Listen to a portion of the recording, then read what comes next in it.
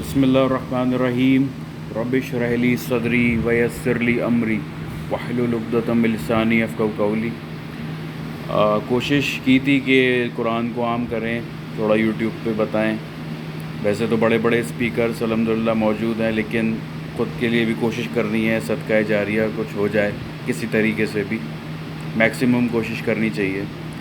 تو سورہ فاتحہ سے شروع کیا تھا، اب ہم جو آیت انشاءاللہ اس کے بارے میں جانیں گے وہ ہے ایاک نعبد و ایاک نستعین، سورہ فاتحہ آیت نمبر 4۔ اعوذ باللہ من الشیطان الرجیم، بسم اللہ الرحمن الرحیم۔ ایاک نعبد و ایاک نستعین، ہم تیری ہی عبادت کرتے ہیں اور صرف تجھ ہی سے مدد مانگتے ہیں یا مدد کے لیے پکارتے ہیں۔ تو اس کی اگر ہم تشریح دیکھیں تو اس میں اللہ سبحانہ و تعالیٰ نے ہمیں سکھایا ہے کہ ہمیں جو ہے صرف اللہ سے ہی، ایک تو اللہ کی ہی عبادت کرنی ہے، اور مدد کے لیے بھی صرف اور صرف اللہ سبحانہ و تعالیٰ کو ہی پکارنا ہے۔ دیکھا جائے تو دعا بھی ایک عبادت ہے، تو اس میں الگ سے جو ہے دعا کے لیے الگ سے کیوں کہا جا رہا ہے کہ ہم صرف تجھے ہی مدد کے لیے پکارتے ہیں، جبکہ پہلے آیا ہے ہم تیری ہی عبادت کرتے ہیں، جبکہ دعا جو ہے اسی کے اندر انکلوڈ ہونی چاہیے، اسی کے اندر کی چیز ہے، عبادت کے اندر کی چیز ہے۔ لیکن اللہ سبحانہ و تعالیٰ ہمیں الگ سے سکھا رہے ہیں کہ تم جو ہے دعا کے لیے صرف مجھے ہی پکارو۔ اب اللہ سبحانہ و تعالیٰ کو بتانے کی اس لیے بھی ضرورت پڑی، جو میں سمجھتا ہوں کہ انسان جو ہے سب سے زیادہ گمراہ اسی چیز کو لے کر ہوگا کہ وہ جب پکارے گا تو کسی اور سے بھی جو ہے مدد طلب کرے گا، کسی اور سے بھی جو ہے مدد پکارنے کی کوشش کرے گا، اپنے مسئلے حل کرانے کی کوشش کرے گا۔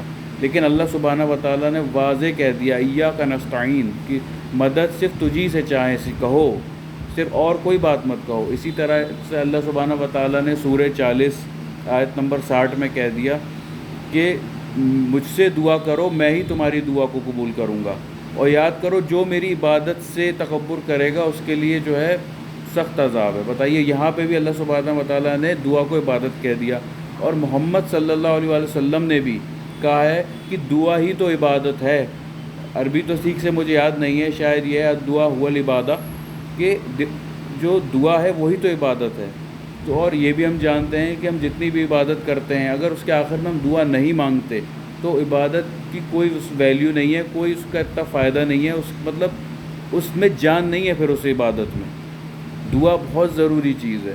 تو اللہ سبحانہ و تعالیٰ کو پتہ تھا کہ انسان جو ہے نا غلطی یہیں کرے گا۔ دیکھیے، انسان جو ہے نا اللہ تعالیٰ سے خوب اولاد مانگتا ہے، فار ایگزامپل نہیں مانگتا، نہیں ملتی، پھر کیا کرتا ہے وہ کسی پیر بابا کی قبر پہ جا کے یا کسی اور کے سامنے جا کے مانگنے لگتا ہے غیب میں۔ تو وہاں سے جب وہ دیکھتا ہے اور لوگوں کو سنتا بھی ہے، ارے ان بابا کے پاس چلے جاؤ، وہاں سے جو ہے دعا قبول ہو جاتی ہے، تو ان بابا کے سامنے شیطان پھر ایسے بھٹکاتا ہے کہ پھر ان بابا سے ہی مانگنے لگتا ہے۔ وہ انسان سوچتا ہے یہ جو ہے میرے جو ہے کام نکالیں گے۔ صرف حق جانیے، سچ جانیے کہ اللہ سبحانہ و تعالیٰ کے علاوہ کوئی بھی نہیں ہے جو انسان کے کام بنا سکے۔ یہ بات ہے کہ تو ہمیں یہ سمجھنا ہے ایاک نعبد، کہ ہم صرف تیری عبادت کریں۔ عبادت کی ساری شکلیں جو ڈائریکٹ اللہ سبحانہ و تعالیٰ سے ہم کرتے ہیں، جیسے نماز ہے، زکوٰۃ کا دینا ہے، ہم روزہ رکھتے ہیں، حج کرتے ہیں، یہ تو ڈائریکٹ شکل، ڈائریکٹلی ہم جو اللہ سبحانہ و تعالیٰ کی عبادت کر رہے ہیں۔ اور ایک طریقہ ہے کہ حقوق العباد کے ذریعے لوگوں کا حق دے کے ہمیں جو ہے عبادت کرنی ہے، گھر والوں کا حق دینا ہے، رشتہ داروں کا حق دینا ہے انشاءاللہ، ہے نا، کسی کی خدمت کرنی ہے، جانوروں کا حق دینا ہے، پیڑ پودوں کا حق دینا ہے، پڑوسیوں کا حق دینا ہے۔ ان سب چیزوں کو ہمیں مس نہیں کر رہا ہے، ان کے ذریعے جو ہے ہمیں عبادت کرنی، معاشرے کا ہمیں حق دینا ہے۔